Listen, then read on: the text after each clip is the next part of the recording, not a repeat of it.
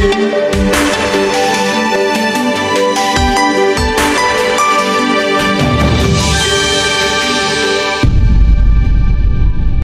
sesepuh, para tokoh masyarakat yang selalu kita harapkan doa serta keberkahannya, ya insyaallah mudah-mudahan Allah panjangkan umur, sehat wal afiah, diberkahkan kehidupannya fi dini wa dunya wal akhirah.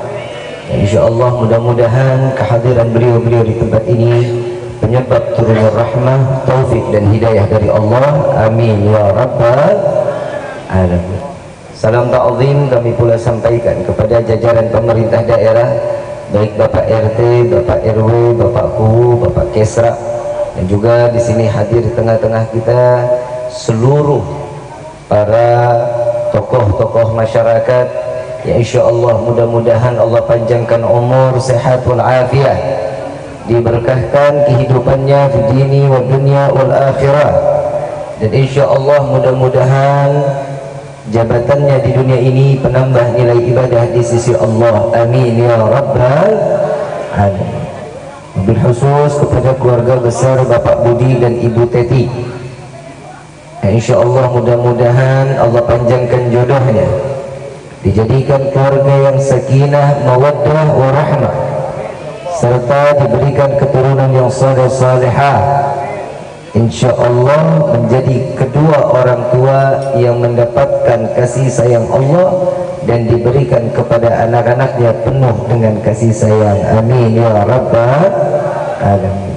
Salam ta'zim, dan kita minta doa kepada Allah Subhanahu wa taala semoga Ananda Erlangga Praditya insyaallah mudah-mudahan dijadikan anak yang saleh, anak yang taat kepada Allah dan Rasulnya, menjadi anak yang dimanggakan oleh kedua orang tua dunia akhirat, yang dapat membawa kedua orang tua sampai ke dalam syurganya Allah. Amin ya rabbal alamin. Bil khusus hadirin wal hadirat, mukminin mukminat, fahamdan li rabbin hasana bi Muhammadin wa anqadhana min dhulmati jahli wad dayajiri ila nuril islamin wa ilmin wa hikmatin wa imanin wa yumnin wa khairil awamiri. Alhamdulillah, alhamdulillah ala ni'matil islam wal iman wa kafa biha min ni'mah. Alhamdulillahilladzi hadana bi abdihil mukhtar man da'ana ilayhi bil idni wa kad nadana labbaika ya man dallana wa hadana.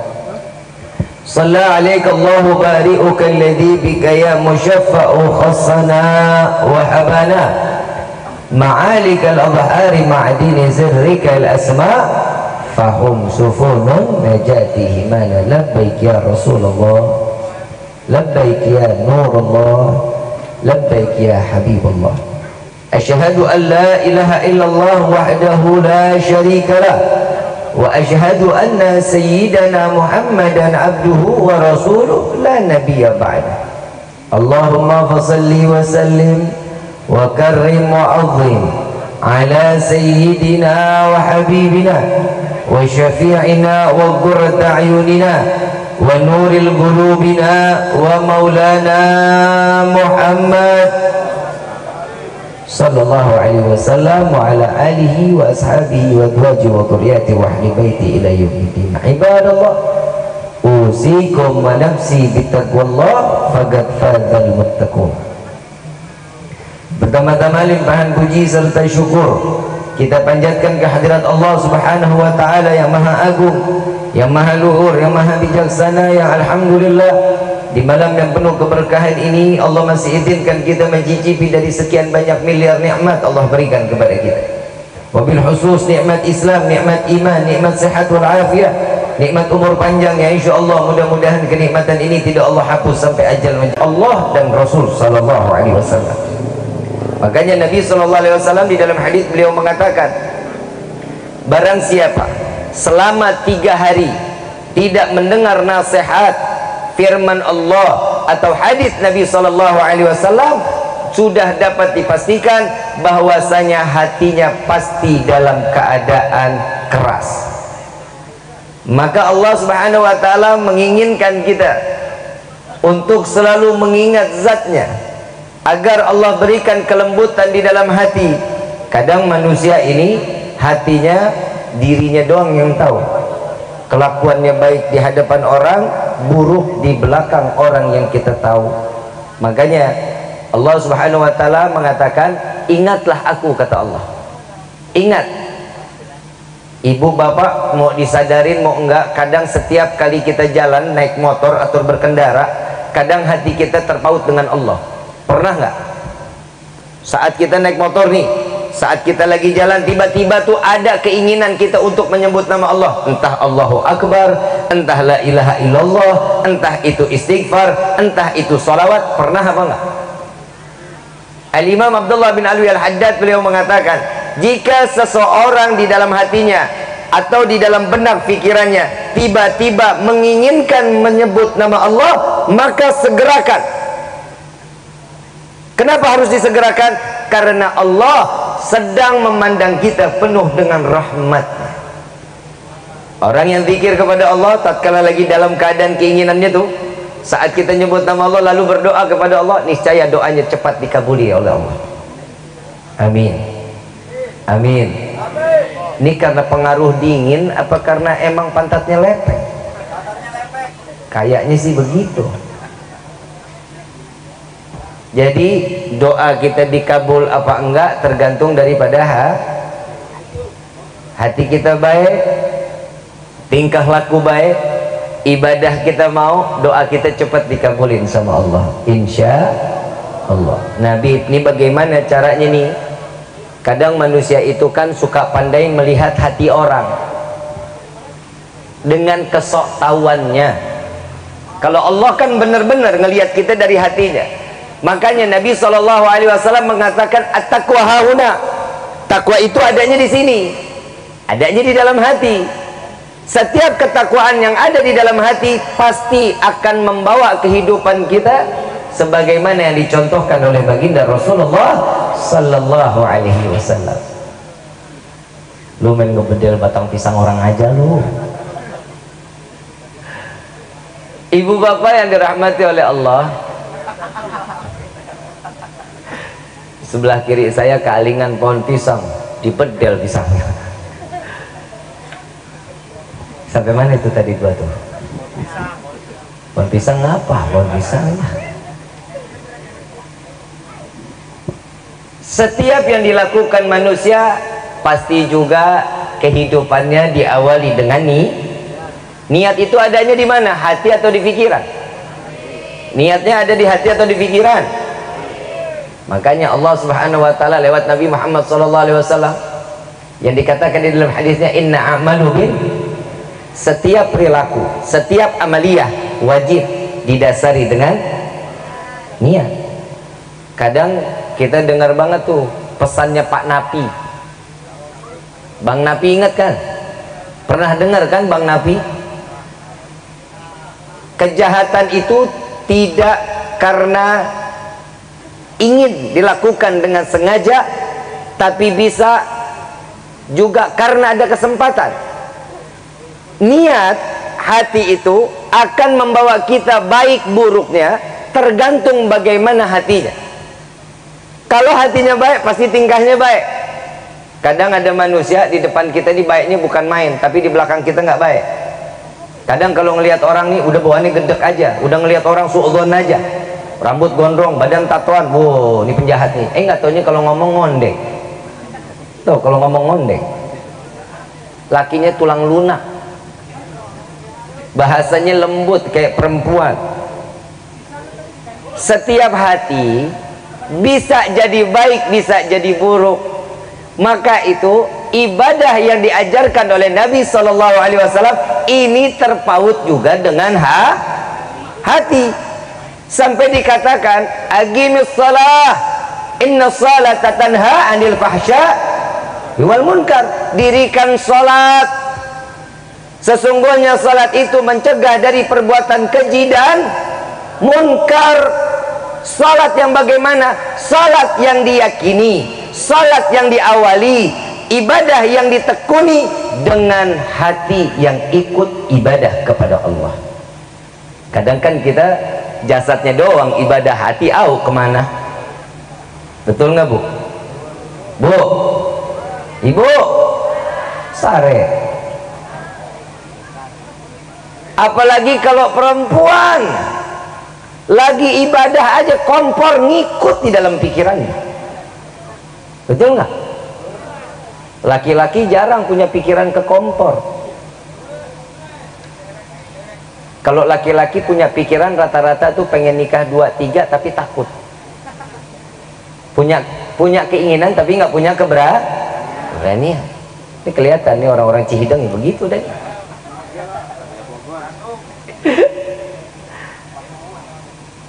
Bib, bagaimana sih kita ngejaga hati? Yang pertama, asupannya yang benar, makanannya yang halal, yang masuk ke mulut halal, enggak sesuatu yang haram. Jika yang haram masuk, pasti akan menjadi sirkulasi darah yang tidak baik, yang akan menempel di dalam hati. Maka tingkahnya tuh akan jadi nggak baik tuh.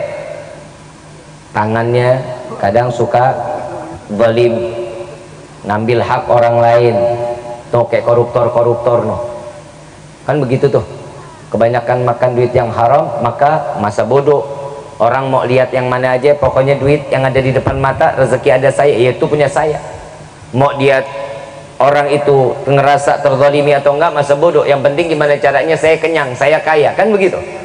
Tapi kalau seseorang yang asupannya baik, maka semuanya akan baik. Saya mau tanya, kita hidup di dunia ini susah atau senang? Susah atau senang hidup di dunia? Kalau seseorang, nih ada satu kisah, ini orang dari kecil hidupnya susah, kaya enggak, rezeki enggak punya, ibadahnya rajin luar biasa. Dimasukkan, diperintah oleh Allah, masukkan tangannya, jarinya, ujung jarinya ke dalam pintu surga. Lalu ditanya, wahai hambaku, apakah kau pernah merasa susah kehidupanmu di dunia? Apa jawaban hamba tersebut? Wallahi, aku tidak pernah merasakan susah. Cuman karena ujung surganya ini di ujung jarinya tuh dia rasain, cicipin. Lewat ujung jari dia ngerasain kebahagiaan dan kesenangan, walaupun kehidupannya susah di dunia. Ada orang di dunia hidupnya senang, kaya, senang, nggak pernah susah. Dikasih unjuk, satu telunjuk ini ujungnya dimasukin ke dalam neraka. Lalu Allah mengatakan, wahai hambaku, apakah kau pernah senang hidup di dunia? Jawabannya apa? Wallahi, aku tidak pernah merasakan kesenangan kehidupan di dunia, melainkan kesusahan. Fungsi hati akan membawa hidup kita, jasad kita untuk dekat kepada Allah. Bagaimana baik buruk hati kita. Makanya jangan ngaku cinta Nabi kalau kita tuh nggak pernah sholawat kepada Nabi. Bagaimana cara hati itu bisa terpaut dengan Allah? Deketin dong hati kita dengan Nabi.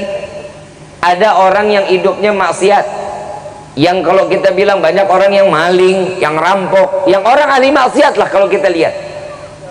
Mereka berani untuk berbuat maksiat, saya hakul yakin, karena di dalam hatinya nggak ada Nabi Muhammad SAW. Tapi kalau di dalam hatinya ada Nabi, pasti dia akan selamat. Semua tingkah lakunya akan menjadi baik. Saya perkataan dari Habib Gures. Habib Gures ini guru yang luar biasa buat saya, orang tua yang luar biasa. Saya jalan-jalan keliling-keliling pondok, Habib tanya, Ki, murid ada berapa banyak Habib? Santri-santriwati ada berapa banyak Habib? Saya nggak pernah berharap mereka menjadi orang yang alim, orang yang pintar. Saya nggak. Saya berharap banyak santri-santriwati yang keluar dari pondok ini menjadi anak-anak yang soleh-soleh. Saya tanya, seberapa penting sih Bib kesolehan? Solehnya seseorang, solehannya seseorang untuk di dalam kehidupan.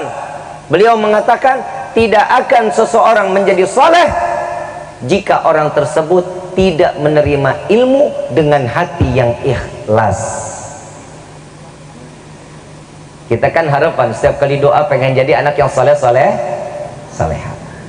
Di dalam doa juga diajari Rabbi habli minas salihin. Orang yang selalu dekat dengan Allah, orang yang patuh apa yang dikatakan oleh Allah, wajibnya kita jalani, yang jauh, yang harus dijauhkan, kita jauhkan. Kadang kita ini suka pukul rata ibu bapak yang dirahmati oleh Allah. Apapun yang ada di hadapan kita, semua kita ambil. Mau nanti kita syukur kah, mau enggak syukur, mau jauh dari Allah kah, ini nggak ada urusan buat kita. Tapi saya banyak ambil pelajaran dari guru saya Al-Habib Quraish bin Qasim bin Ahmad Bahrut. Saya mungkin pernah bicara di Cihideng ini, saya pernah jalan dari ini, saya lagi ngomongin hati. Inilah hati guru saya, inilah hatinya Habib Quraish bin Qasim bin Ahmad Bahrut. Saya bilang sama Habib, waktu awal jalan dari mulai Sampora sampai Cirendang, saya didiemin, duduk di mobil. Habib Quraish yang bawa mobil, saya nggak berani, saya belum pernah bisa bawa mobil saat itu. Saya duduk di samping Habib, saya senderan, saya kurang ajar, saya nggak senderan, pinggang pedes. Saya pegang tas Habib, saya nggak sender, berusaha untuk tidak menyender. Kenapa? Karena tidak ada perintah dari guru, saya nggak berani untuk letakkan badan saya. Sampai di Cirendang, Habib dorong saya, sender Ki, biar nyaman katanya. Saya nyender. Alhamdulillah dalam hati saya. Rifki tahu nggak, dari tadi saya nggak ajak ngobrol Rifki, nggak tahu Habib. Habib kenapa? Habib ada beban, Habib ada pikiran. Habib bilang, setengah dari pikiran saya fokus ke jalan, kata Habib. Setengah pikiran saya lagi, saya mikirin gimana santrinya, gimana keluarganya, gimana anak-anaknya, gimana di dalam kehidupannya, semua terfikir oleh Habib Quraish. Saya yang namanya murid pengen dong ngehibur guru, betul nggak? Pengen kan kita kalaupun jadi murid pengen hibur guru, pengen banget. Saya tanya sama Habib, Habib kayaknya butuh refreshing, saya bilang. Ya udah Habib, kita jalan-jalan yuk. Habib mau kemana? Habib suka gunung atau laut? Dan ini jawaban yang nggak pernah terbesit di dalam setiap hati manusia, di dalam pikiran pun nggak ada. Apa jawaban Habib Quraish? Beliau mengatakan, saya nggak butuh refreshing Rifki, saya butuh taufik hidayah dari Allah agar menjadi manusia yang tenang menjalankan kehidupan. Ternyata taufik hidayah dari Allah ini besar harapan bagi setiap hamba. Begitu Habib jawab, gak berani saya ngomong lagi. Saya cuma berpikir kapan saya keluar lisan saya tatkala ditanya oleh jamaah, Habib yuk kita refreshing, mau ke laut apa mau ke gunung, pasti saya jawab. Antara dua pilihan ini pasti saya jawab. Dan gak mungkin saya jawab, ya, saya gak butuh refreshing, saya butuh taufik hidayah dari Allah. Ternyata yang membuat lisan ini keluar, yang dibutuhkan adalah hati yang kita jauh lebih buruk. Yang pertama, kehidupan kita, 7 organ tubuh ini akan bersaksi di hadapan Allah. Ini kalau saya udah ngomongin ini nih, kayaknya mati bentar lagi kayaknya. Kalau hati baik, perilaku akan ikut. Contoh, mata ini akan bersaksi di yaumil qiyamah. Baik buruk mata ini, apalagi buat yang muda-muda nih, yang muda-muda nih yang sering buka TikTok, ntar mata lu jadi saksi tuh di yaumil qiyamah tuh. Yang dilihat yang mana? Ya, kadang kalau di TikTok kan kadang suka ada yang buka-bukaannya, betul nggak? Lu kok tahu? Nonton lu. Kadang saya buka juga, kadang suka lewat, turunin lagi. Mata akan menjadi saksi di yaumil qiyamah. Percakapan antara Allah dengan mata kita. Mulut diam, terkunci, nggak bisa ngomong. Yang ngomong mata kita, ya Allah, saya digunakan mata ini untuk ini. Orang yang senang Orang yang senang banget dengar gosip. Ini buat emak-emak nih. Bu, bu, karena syahwatnya wanita itu adanya di telinga, paling banyak wanita juga bikin dosa lewat telinga. Kadang mulut bikin telinga maunya ngedenger, kadang telinga ngedenger, mulut bawaannya mau berucap. Ini mulut sama telinga bawaannya sinkron aja, ini connecting. Kalau sudah mendengar sesuatu yang nggak baik, ini telinga akan ngomong, ya Allah, aku diberikan olehmu untuk hambamu tersebut, digunakan telinga ini untuk mendengar sesuatu yang tidak pantas. Terlalu mendengar banyak aib seseorang, mencari tahu apa yang tentang dilakukan oleh orang lain dengan keburukannya, ini telinga yang ngedengar. Tapi kalau telinga yang dipakai untuk mendengar sesuatu yang baik, sering dihadirin dalam keadaan di dalam majlis ta'lim, di majlis zikir, di majlis salawat, ini kuping akan menjadi saksi, ya Allah, saya diciptakan olehmu untuk hamba tersebut dipakai untuk mendengar sesuatu kebaikan-kebaikan. Telinga. Yang ketiga apa? Nih, mulut. Kadang mulut kita kan suka lemes. Terutama saya, orang yang banyak bicara banyak dosa. Betul nggak? Perempuan. Nah, ini perempuan lagi kena nih. Kupingnya syahwat, mulutnya nggak berhenti ngoceh. Tahu ngoceh? Ngomong mulu.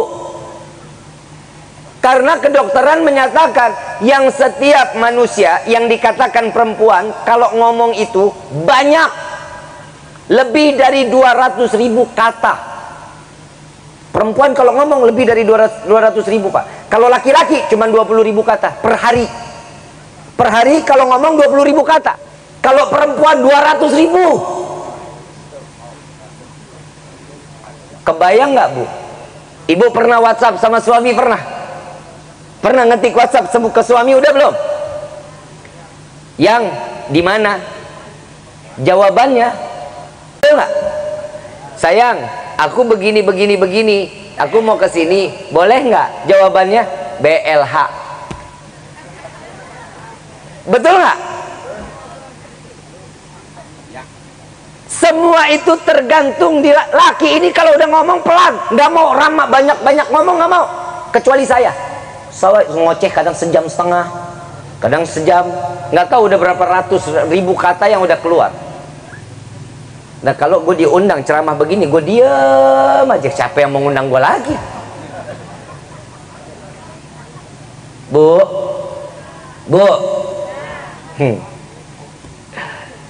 ibu kadang suka nggak sadar pernah nelpon suami. Pernah nelpon suami kan? Sayang lagi apa? Kalau enggak ditanya, Pak lagi apa? Lagi ini. Kapan pulang? Belum tahu. Mungkin jawabannya bentar lagi. Tuh jawabannya. Kadang si istri ini suka ngerasa, di suami saya mah jutek banget kalau diajak ngomong. Yang salah padahal yang perempuan. Laki-laki itu tergantung siapa lawan bicaranya dan bagaimana nada bicaranya. Coba kalau perempuan ngomong, Assalamualaikum, sayang lagi di mana? Waalaikumsalam, aku lagi di kantor. Panjang tuh. Tapi kalau dikatakan, sayang sudah makan apa belum? Pasti jawabannya dengan nada tersebut, jawabannya belum yang, mungkin sebentar lagi. Pasti ada jawaban panjangnya. Laki-laki tergantung gimana cara lawan bicaranya. Kalau dia nanya, udah makan belum? Belum. Pulang jam berapa? Belum tahu. Sesingkat-singkat mungkin. Jadi jangan marah kalau laki-laki jawabnya begitu. Yang kalau yang kayak gini-gini boleh nggak yang? Boleh. Dah. Makanya ini perempuan hati-hati nih, mulut hati-hati. Ya, ngomong sama suami yang baik-baik. Ya, jangan punya nada tinggi, apalagi sampai menghujat suami, nggak boleh. Mencaci maki suami, nggak boleh. Ya, saya baru tadi saya baca satu kitab, banyak perempuan di neraka kata Nabi SAW yang lidahnya digantung. Lidahnya digantung, kenapa? Karena banyaknya menghujat, mencaci, memaki seorang suami. Tuh hati-hati tuh. Ini bukan dongeng ibu, bukan dongeng, tapi Nabi yang bicara. Nabi menyaksikan langsung. Saat Nabi diperlihatkan tentang neraka, banyaknya perempuan. Kalau perempuan yang udah paling banyak nih dosanya macam-macam. Ya, mulut akan menjadi saksi. Udah berapa organ tuh? 3. Mata, telinga, mulut. Yang keempat, tangan. Tangan ini akan berbicara di hadapan Allah. Makanya kita kalau ngelihatnya orang-orang tua dulu kalau zikir tuh subhanallah, subhanallah, subhanallah, subhanallah, subhanallah, subhanallah. Ini tangan dipakai nih buat zikir nih. Betul nggak? Buat apa? Buat memastikan bahwa tangan pernah dipakai untuk mengingat Allah. Sering sedekah, ngasih yang baik, sampai Nabi SAW mengatakan tangan di atas jauh lebih baik daripada tangan di bawah. Sampai segitu mulianya seseorang yang tangannya ada di atas daripada tangan di.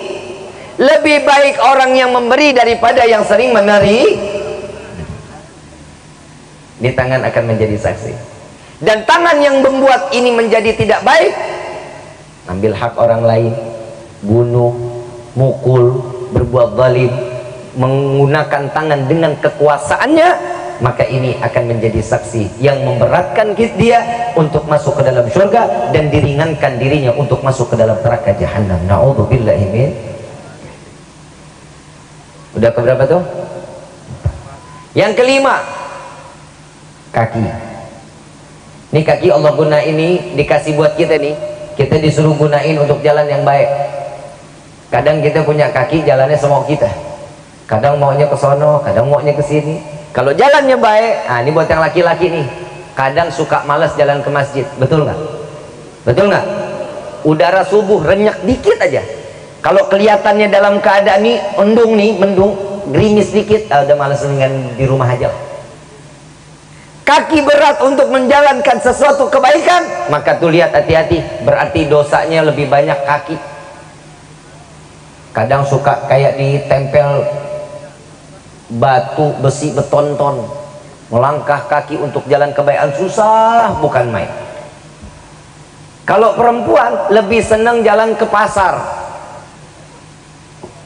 Bu, di sini perempuan kena lagi nih.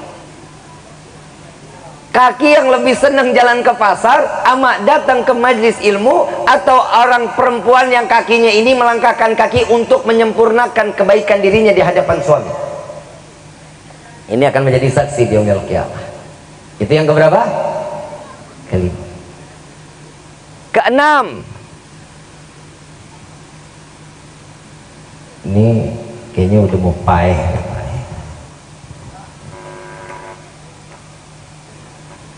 Yang keenam, kemaluan. Dijaga baik-baik ya.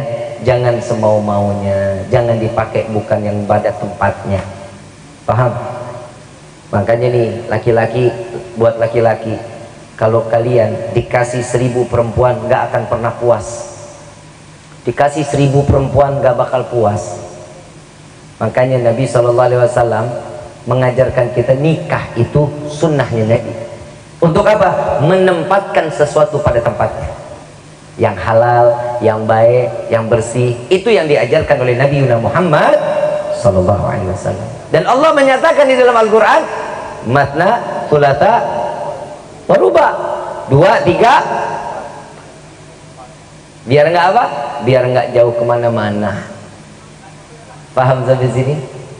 Yang perempuan jaga kemaluannya, ya. Yang laki-laki pun harus menjaga kemaluan.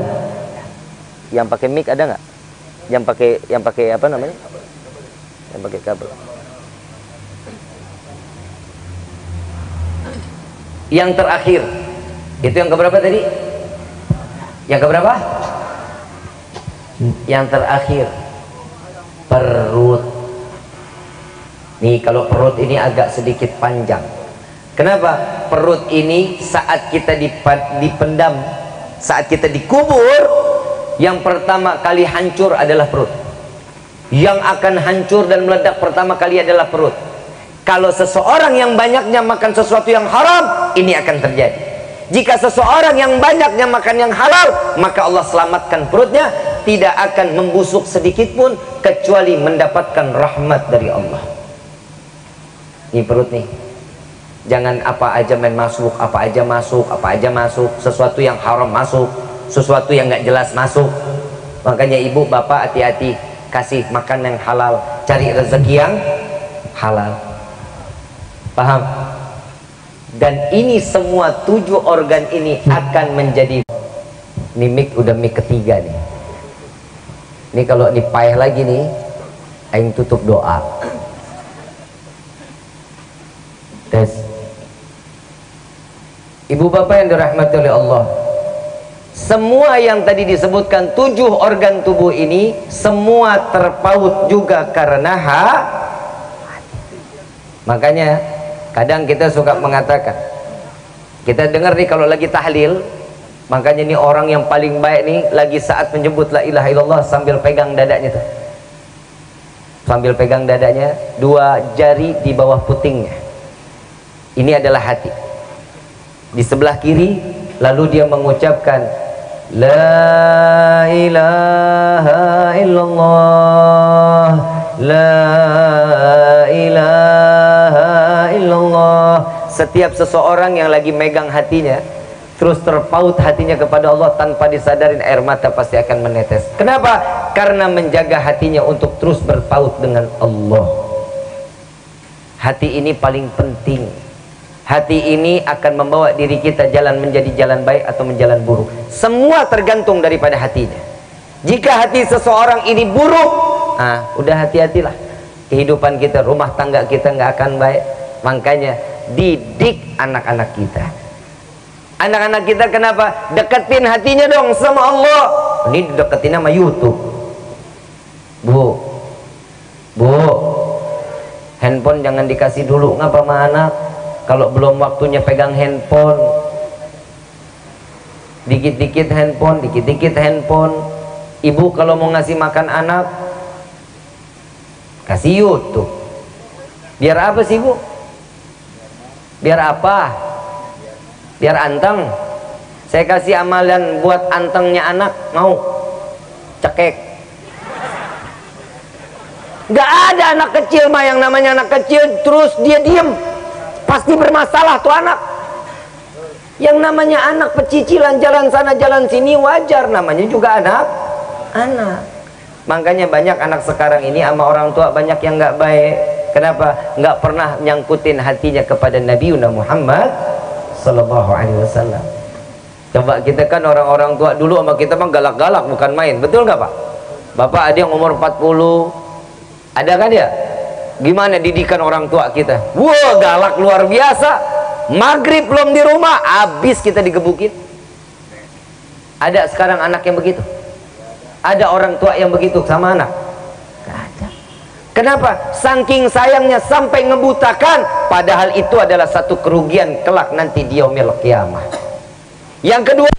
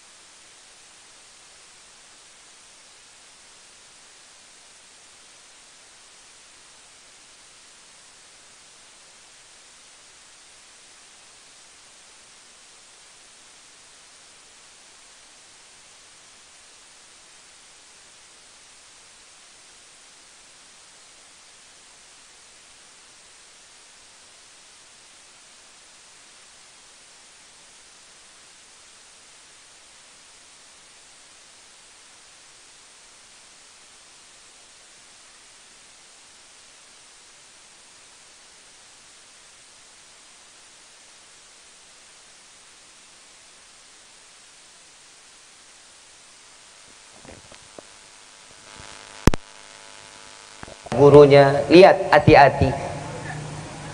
Siap jaga anak-anak kita, mau jaga anak-anak kita. Jangan apa-apa semuanya serba handphone, apa-apa serba handphone.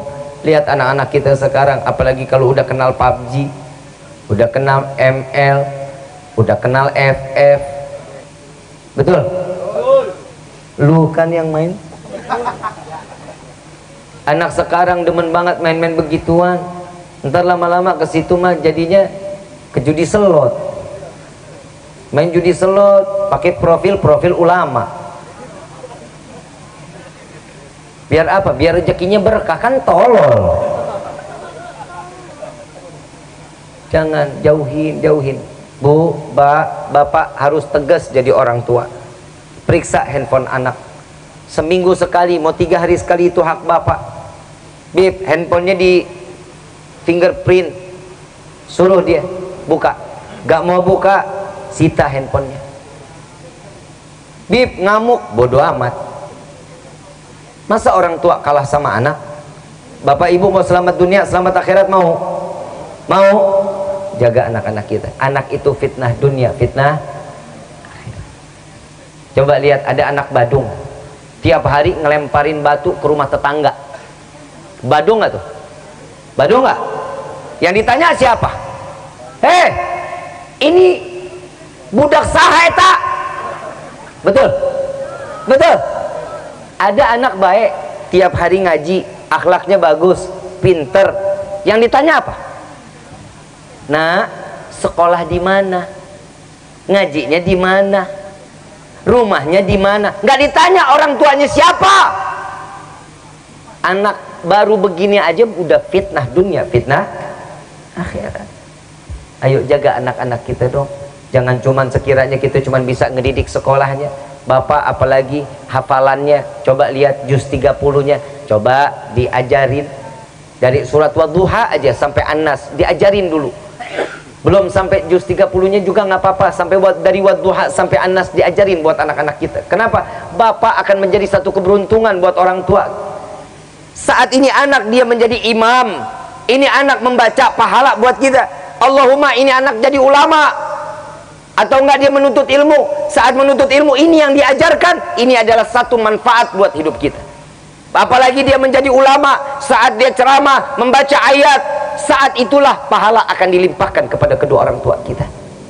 Begitu ini anak setelah ulama, punya pondok pesantren, banyak santri-santriwatinya, pahalanya akan berkesinambungan. Seluruh santrinya akan mengirimkan pahala untuk kedua orang tua kita.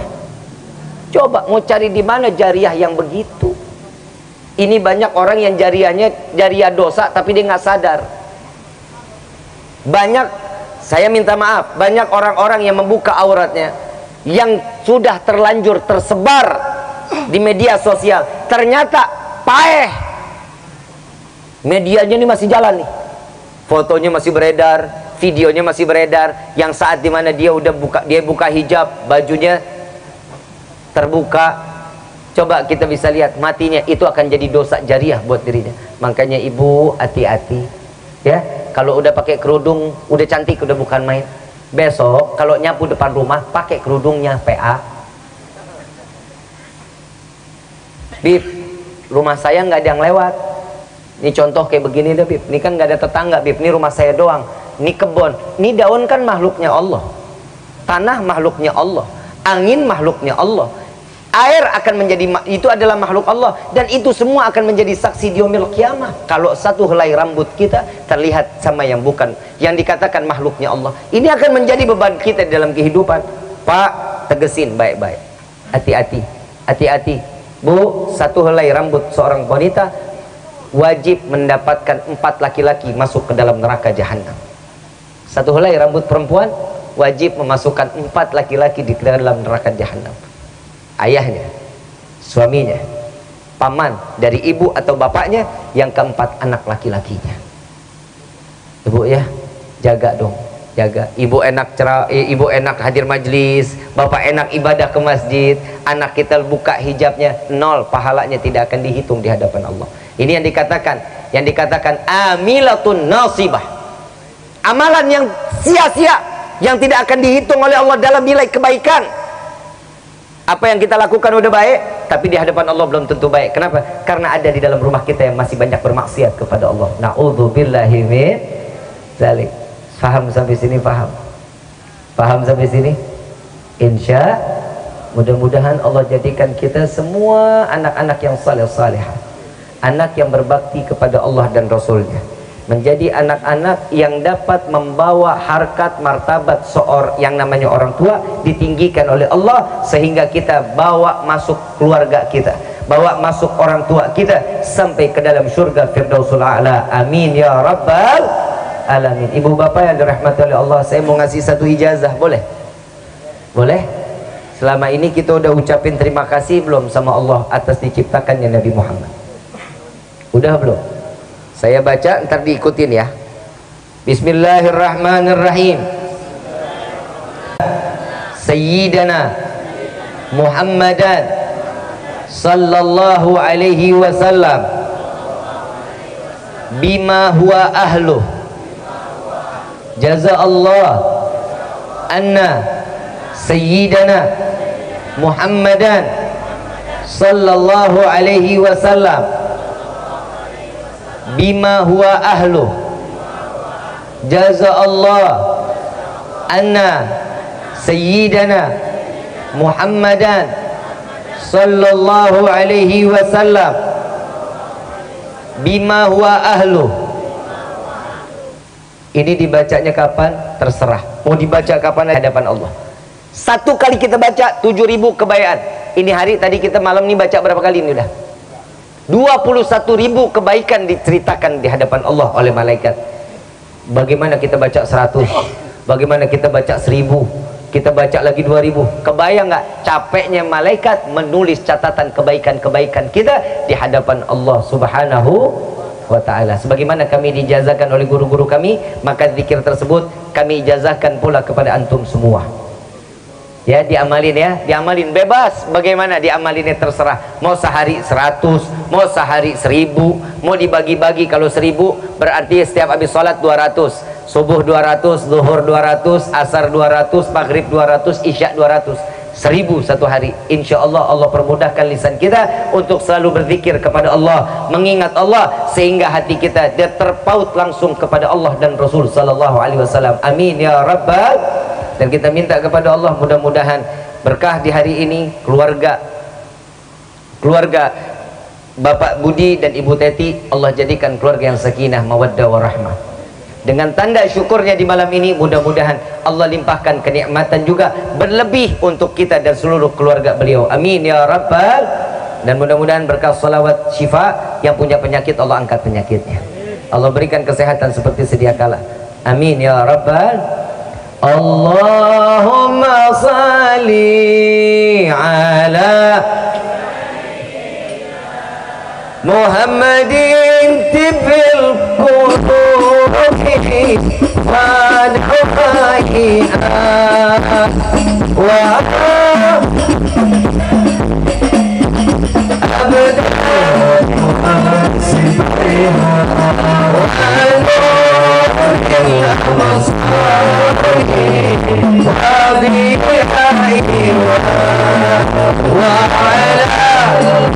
mu'asibiha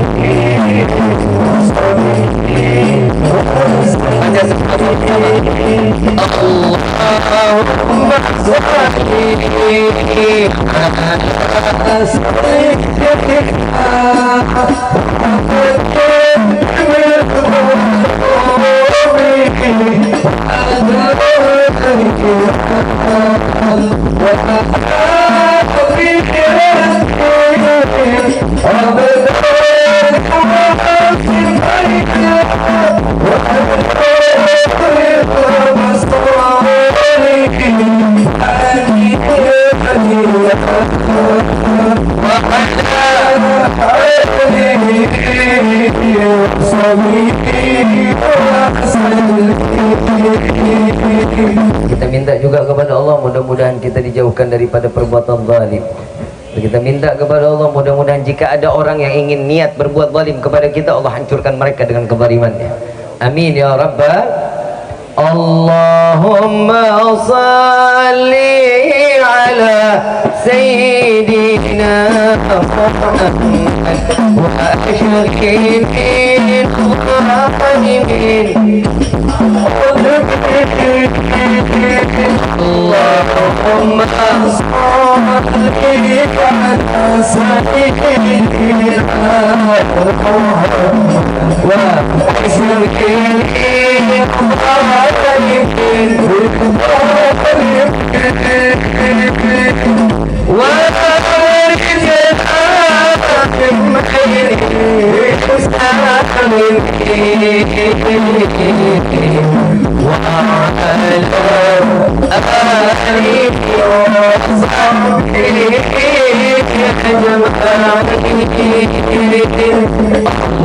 Allahumma salli ala sayyidina Muhammad wa ashrikin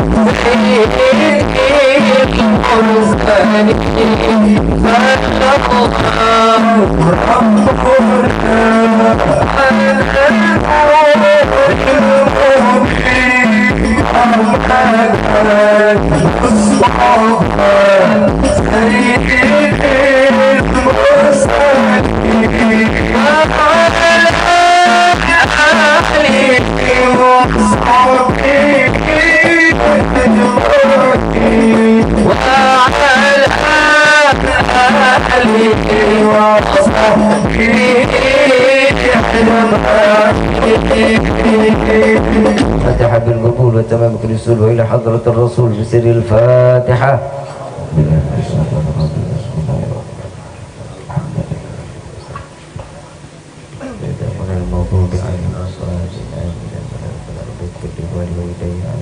ربي فانفعنا ببركتهم واحدنا الحسنى بحرمتهم وعبدنا في طريقتهم والمعافاة من الفتن يا البال شفاعة يا البال شفاعة يا البال شفاعة. كل كربة تنجلي بكم بكل حال الولاية كل حاجة قضي كل حاجة قضي كل حاجة قضي.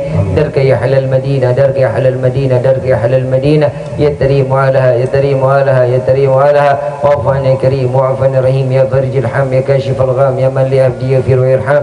دعواهم سبحانك اللهم تحية في السلام وآخر دعوانا عن الحمد لله رب العالمين. Kurang lebih mohon dibukakan pintu maaf yang seluas-luasnya. Wabillahi taufiq wal hidayah. Wassalamualaikum warahmatullahi wabarakatuh.